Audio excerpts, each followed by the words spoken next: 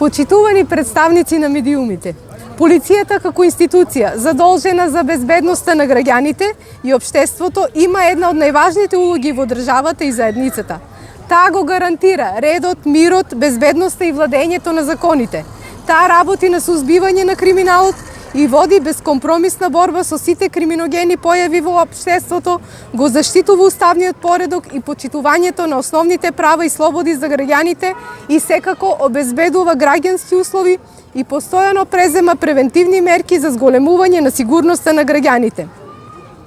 Заедничкото работење меѓу полицијата и локалното население е важно за идентификување на проблемите, поставување на приоритети и решавање на современите предизвици на локалната заедница како криминал, социјални и физички нарушувања.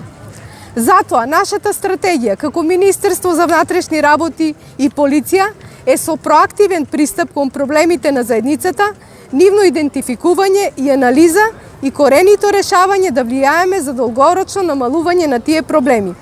Создавањето на продуктивен однос помеѓу полицијата и граѓаните, органите на локалната самоуправа, посебно локалните совети за превенција и советодавните групи на граѓани, но и сите останати институции со цел континуирано и планско работење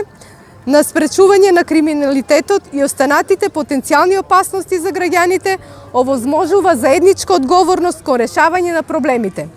Градиме полиција која ќе биде видлива и приемчива, полиција која ќе го познава малото и малото ќе ја познава неа, ќе има слух за загриженоста на луѓето,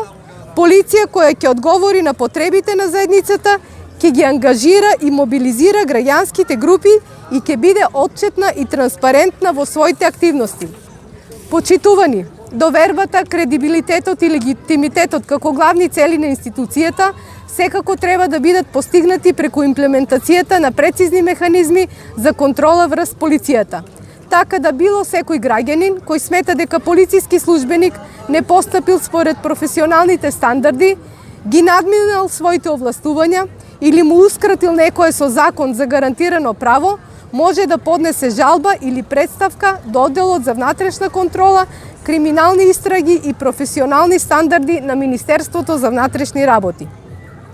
Како финална и главна порака од оваа кампања која сакаме да ја доловиме до граѓаните е дека полициското работење со заедницата значи градење на партнерство кое се базира на доверба помеѓу полицијата и граѓаните.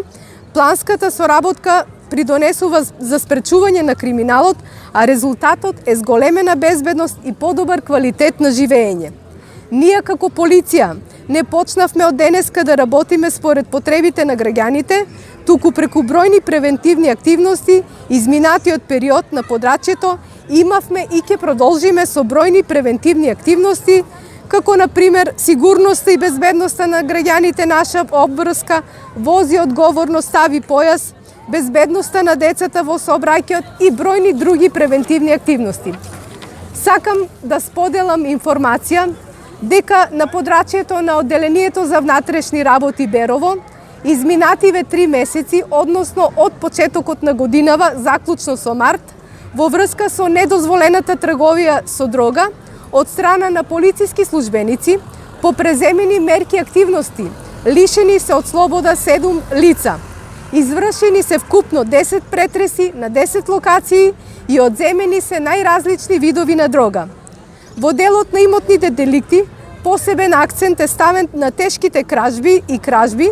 при што во текот на изминатиот период, кој што го споменав, на подрачјето на одделението за внатрешни работи Берово, по преземени мерки активности, со цел сузбивање на овој вид криминал, расчистени се 8 кривични дела тешка кражба и 5 кривични дела кражба,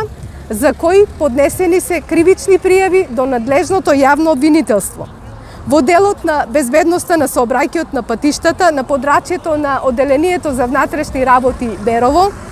бележиме намалување на сообраќајни несреќи за 30%, односно во овој период евидентирани се 7 сообраќајни несреќи, споредбено со истиот период лани кога се случиле 10 сообраќајни несреќи.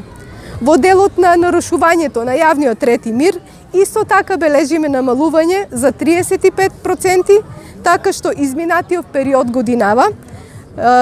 Евидентирани се вкупно 11 нарушувања, споредбено со истиот период лани, кога биле евидентирани 17 нарушувања на јавниот ред и мир. Ви благодарам.